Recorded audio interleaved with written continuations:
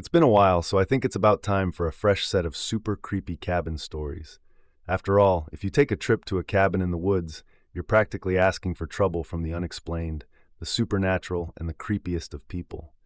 Enjoy these allegedly true, scary cabin stories. Now let's begin. Even when I was little, I had a great love for Michigan. Ever since my parents decided on an impromptu spring vacation up in the vacation home that belonged to my grandparents, I was smitten. The secluded cabin, the field splayed out right beside it that I could play all day in. What wasn't there to love? That cabin was my safe place. There was nothing up there I didn't find absolutely breathtaking and wonderful. That was until a few years ago.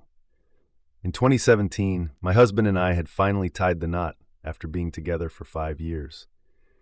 And that's when my parents gave us the news that they would be selling us the cabin.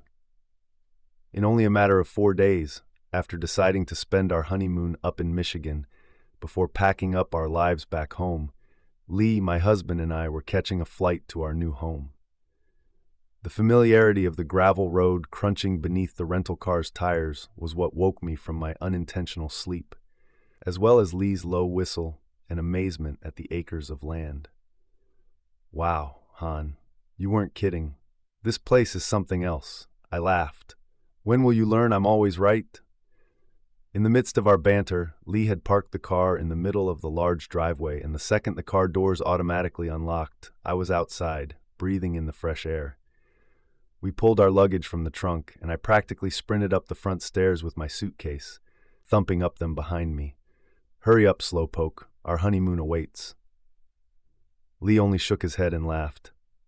Elena, I love you, but we both know you couldn't give a crap about our honeymoon right now. You just want to get inside and bask in the memories of your youth. I rolled my eyes, taking the keys from my husband's hand once he reached me. Are you calling me old? There was no ounce of seriousness in my tone. I simply enjoyed pulling his leg. I turned the key in the lock, twisting the door handle. Dust particles floated in the air inside the cabin, cloth tarps covering the furniture. No one had been up here since my grandparents passed away in 2011. Even when my parents found out, they inherited the place. However, even with how untouched and unclean the place was, it was beautiful. I couldn't help but smile at the sight of the familiar feeling it brought. It felt like home. Needs a good dusting, but I think we can handle that. I smiled at my husband, wrapping my arms around his waist. Lee held onto me tightly, looking around the house as well. It's perfect. Oh, how wrong we were. The month of our honeymoon was perfect for the most part. Some light cleaning and relaxing. It was halfway through our stay there that Lee and I found out we were expecting. It hadn't been planned, but we were absolutely ecstatic nonetheless.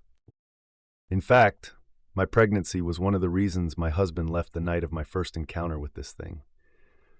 Because my cravings came in full force, and Lee, being the great husband he is, drove the hour-long drive into town to get me my potato chips and mint chocolate chip ice cream. Alone, I was lying under my blanket on the couch, dozing off to the sounds of the TV when the knocking began. It took me a moment to realize it wasn't the TV. Someone was actually pounding on the front door. Now, I've always been scared of being by myself when it was dark. I've never been able to place my finger on the reason why. All I know is that when night fell, my skin would crawl, and I would jump at the smallest of sudden noises. My body was frozen in its spot. My heart began to thump rapidly against my chest. My mind began to make up reasonable excuses. It was probably a neighbor, even though we were the only ones here for miles. Maybe it was Lee, and he just forgot the keys. Elena, let me in. It was Lee's voice, but it sounded so wrong. Not comforting and warm, but bone-chilling, cold, like this person had been smoking for most of their life when Lee had never touched a cigarette. I couldn't move. I couldn't even twitch. The only thing I could do was lay frozen as I began to cry. When the banging stopped, I thought it was over, but I was entirely wrong. Dark nails began to claw the outside of the cabin, trailing over towards the living room. My eyes widened, and I realized my horrible mistake. The curtains right beside the TV were pulled open. I'd forgotten to pull them down. I soon realized that, as whoever this was grew closer, I'd be able to see them through the window, and they would be able to see me. What I did next, It made me feel like I was 5 again, but I pulled my blanket over my head and curled in on myself. I couldn't help it. I was terrified. Right after my vision was put into darkness, after I pulled my blanket over my eyes, a sharp tapping sound came from the window. "I see you." It was taunting, menacing, and the voice didn't even sound like my husband anymore, but demonic. Evil is the only way I can put it. I felt like I was living in a horror movie. Whatever that was, it wasn't human. Scared? The thing let out a growl. God, it sounded like the embodiment of evil. As I was on the brink of sobbing out of fear, I heard keys jingling in the front door. My heart skipped a beat. He was home. Lee was home, but that thing still stood outside that window. It growled, seemingly out of frustration, and that was it. I pulled the blanket from my face, my eyes blinded by light, and my husband's amused chuckle brought me from my petrified state. "What are you doing, you goof?" Lee was smiling over me, but the grin quickly dropped when he saw my eyes, swollen from crying, and how much I was shaking. Hey, it's okay. What happened?" His voice was gentle. God, his voice, it was so warm and loving. Nothing like that thing. I tried to speak, but the only thing that came out was a sob. I wrapped my arms around my husband once he sat down beside me, and I couldn't stop until my eyes drifted to that window. "Close it." "What?" Lee sounded puzzled, and I didn't blame him one bit. "Close it, Lee. Freaking close it." I jumped from the couch and almost tore the drapes from the pole as I pulled them close. My hands were shaking something fierce, I noticed. "Alina, honey, what's wrong?" "Come on, I can't help you calm down if you don't tell me." Lee grabbed me by my shoulders, turning me away from the window. "There was something out there, Lee. It was telling me to let it in." I was so scared, I thought it was going to get in. The tears came back full force, making my eyes sore. I left out the factor of whatever it was trying and failing to mimic his voice. There was no way he would believe me. When I looked up at Lee, he seemed mad. Not at me, but at the thing that had terrorized me when he was gone. My husband wrapped his arms around me and brought me into a hug. "It's okay. They're gone, all right? You're okay. We'll call the police, and I'll go look around in the morning." The police arrived nearly 2 hours later, and of course they didn't find anything. However, one of them reported back to Lee that there were deep scratch marks in the wall outside, leading straight to the living room window. It took more than a bit of convincing from my parents, but Lee and I still moved into the cabin. I know it sounds stupid, but we made plenty of modifications after that event. We had a gate installed at the beginning of the driveway and many security cameras put up. We even got gun licenses and purchased 2 firearms. Years passed, and only mild things occurred. Strange screeching from the woods, numerous dead animals littering the field and the makeshift trail we had created. There was even one occurrence when a fresh rabbit carcass was left on the front porch. However, it was what happened only a month ago that made me and Lee start questioning whether or not we should move. Lee and I both worked as mechanics at the shop our friend owned. Sure, it wasn't the best paying job, but it paid the bills. Said friend, Chris, had called us close to 5 one day, saying that staff was short-handed and he needed one of us to come down there. I offered to be the one to head over, and Lee agreed to finish dinner for ourselves and our 2 kids. Yeah, that's right, 2 little troublemakers. Charlie, our daughter who I was pregnant with during the whole ordeal, and James, our little boy who came along 2 years after.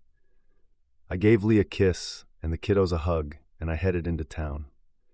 When I arrived, I had never seen my best friend look so guilty.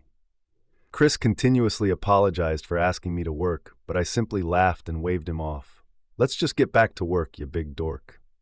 Hours passed. Chris and I talked about he and Tori, his wife, had begun trying for a baby, and how Lee and I had been thinking about taking the kids back to our hometown to see the folks. It was around 8 when my phone began to ring, and I decided it was time for a break. I picked up my phone, and the sight of Lee's caller ID made me smile. "Hey you, what's up?" However, my husband's frantic voice and the sounds of my kids crying cut me off. Lee, where are you?" Lee asked hurriedly, and his question confused me, as I had texted him an hour ago saying I most likely wouldn't make it home until 9 or 10. "Babe, what do you mean? You know I'm still at work." "Lee, what's wrong with the kids? Are they okay? Why are they crying?" No, no, no, you can't be at work. Elena, you're outside. It was that thing. I knew it was. It was there at my house, terrorizing my husband and kids like it did me.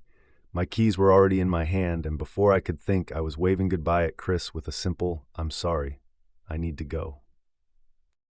It's the thing that was here 4 years ago, isn't it? Lenny, that's what this is. Never in my life had I heard my husband sound so terrified. Even though he was trying to cover the tremble in his voice, I could tell, and it made my heart hurt. The crying of my children only made it worse, and I couldn't imagine how horrified they must be. I want Mama. Daddy, I want Mama. My daughter was practically wailing. I could hear her completely from the other end. Her sniffles and sobs were soon in my ear, and the fact that I couldn't physically be there to comfort her was agonizing. Sweetheart, it's okay, I promise. Bubby and Daddy, they're right there with you. At that point, I didn't care if I was speeding. I could not drive the hour-long ride back home casually when I knew my family was in danger. Mama, I'm scared. Charlie had never been the kind of kid to cry on a regular basis when she had cuts and bruises, sure, but never once had I heard her wail like this. The phone was soon passed to my 2-year-old, who blubbered incoherently to me. However, I was able to make out bits and pieces. It was at the window and sounded like Mama. It was telling Sissy to let it inside our room. No matter how much I tried to soothe James, in any way I could, unlike Charlie, his crying only got worse. After telling him to hand the phone to my husband, I could finally let my voice crack and the tears fall. The fact that my children were terrified of something that I was scared of myself, and I couldn't be there for them, it made me feel helpless. Finally, our driveway came into view. It was then I realized that I'd have to go outside to open the gate. I cursed under my breath and quickly told Lee that I was about to be driving down the driveway and have James and Charlie's overnight bags packed. My heart was pounding as I stared out into the woods, which was partially illuminated by my headlights. Something was wrong. I knew this thing was out there, but Lee had told me only minutes before that he could hear the thing walking around outside, as well as the occasional growl.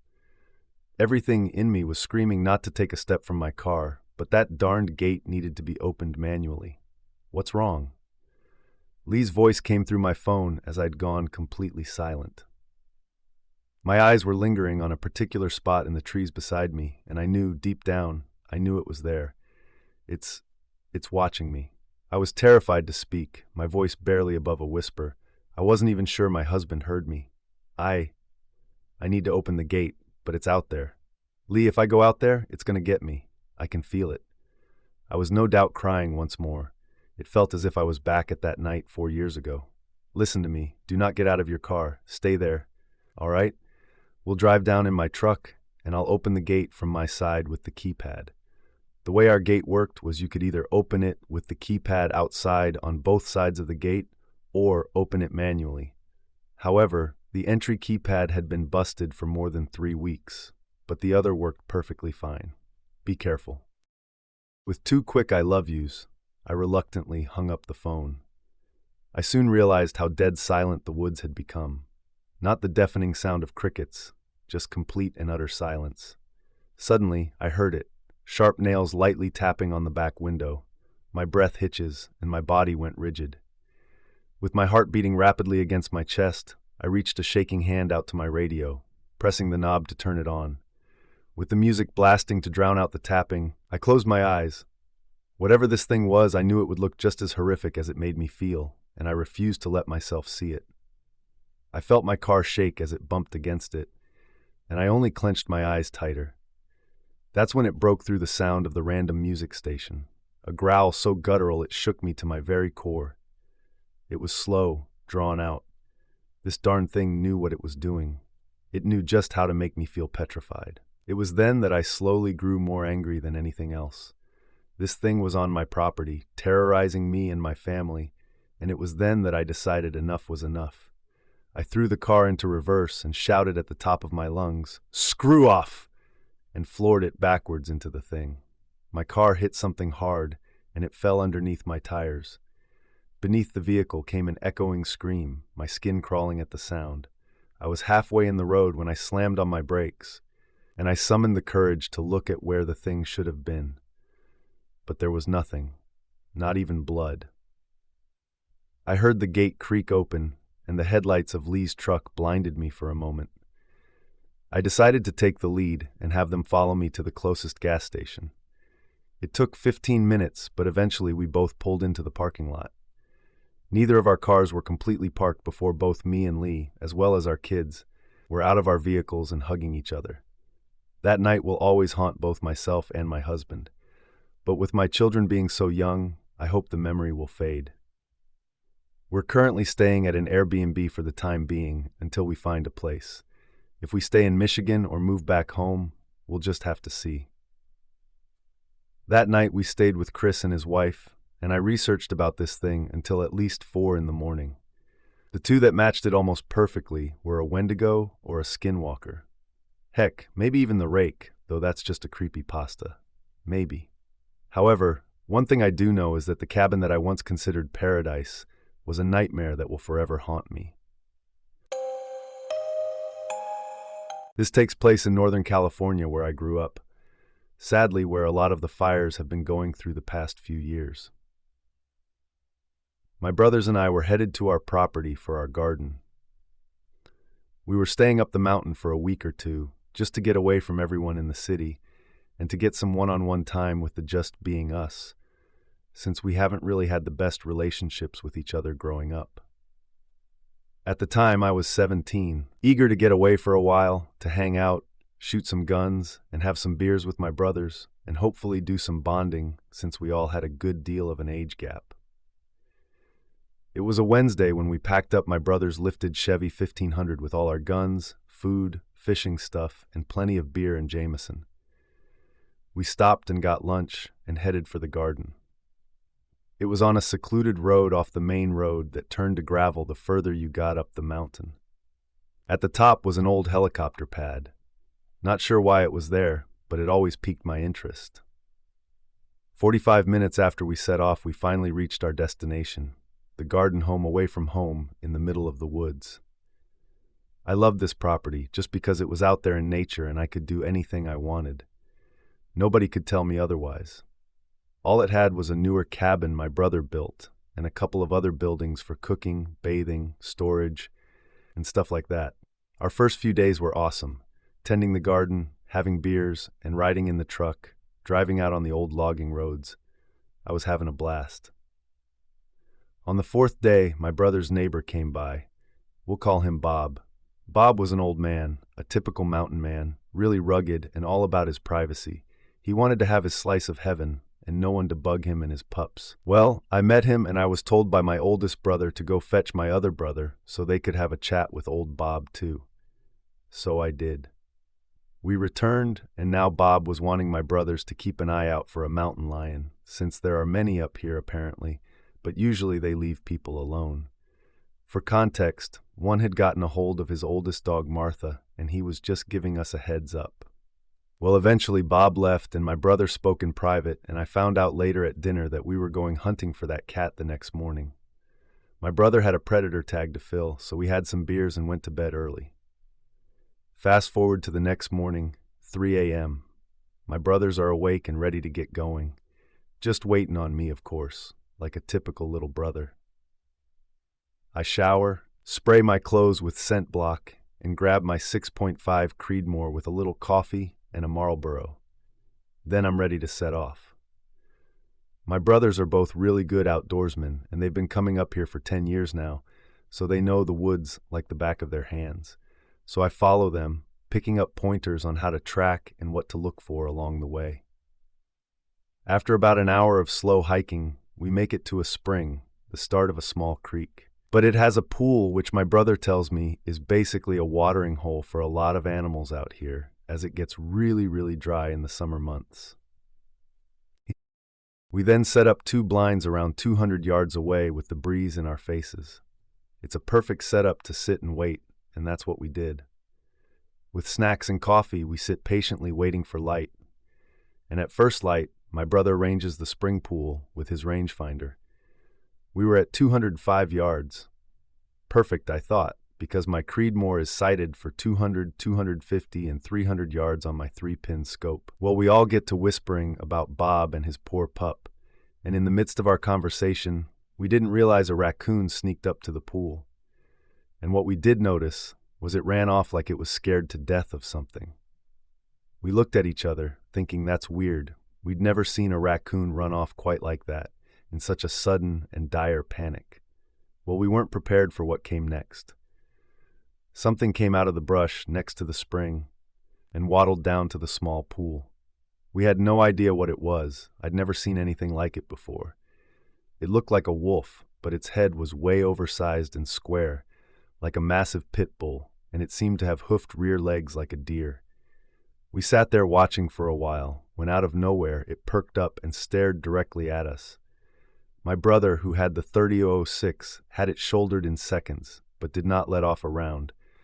This thing knew exactly where we were, but how, I wondered. We hadn't made a noise since it appeared, and we were upwind, so it couldn't sense us. It would be almost impossible to. Everything for us had been perfect. We had the upper hand, or so we thought. We then saw that its mouth was open, and it was making a squealing noise, like when you scratch on styrofoam and it makes that high-pitched noise. I was beginning to freak out. I shouldered my Creedmoor ready to rip one. My brothers had done the same, but at the time I was too freaked out to notice. Before we could fire, it shrieked like a siren, a broken siren. Then it sprinted back into the woods. I looked over at my brothers, and my oldest was whispering something that I couldn't quite hear. We sat there for another hour, then decided to head back. Now, while we were hiking back to the cabin, my brother told us that when he had ranged it with the rangefinder, after it looked at us, it bore its teeth. He said they were like a lion's teeth or a big cat's, a true predator. We're not sure what it was, and on our way back to the cabin, we stopped at Bob's and spoke with him about what we saw. What he said has stayed with me to this day. He told us he believed us, then told us a personal story about a Native American shapeshifter. Many years ago, when he first bought this property, there was a deer-like creature that would shriek through the woods at night. It sounded like a mountain lion. He said he had seen it twice, but never close enough to cause harm. Just close enough to know it wasn't a real deer, but an android-like creature trying to mimic one. He said it had been gone for 30 years. He hadn't seen it for a while, but assumed that's what we had witnessed. He told us to be careful, and with that he sent us home, giving us a gar of woods brew. We got back to the cabin, and I hate to say it, but I was still scared, and I had no clue what I'd just seen. After Bob's story, I didn't know what to think of those woods. The rest of our stay was, luckily, uneventful, besides a raccoon in the bathhouse scaring the daylights out of my brother. But the memory of that creature will always stay with me, so if you ever hear a shriek in the mountains north of Cohasset, be very careful, as it could be that same shapeshifter we came across. Each year, me and one of my closest friends, Dane, go down to visit his grandparents at their cabin in a nice but small, peaceful town in the North Georgia mountains. My friend, his grandpa, and I are all outdoors kinds of people, so we're always looking for something fun for all of us to do around the area. One night, we decided to go on a night hike on a trail not too far from the cabin. Now, this isn't the kind of trail you're probably thinking of. It's really a gravel dirt road, but a lot of hunters, campers, motorbikers, and backpackers use it.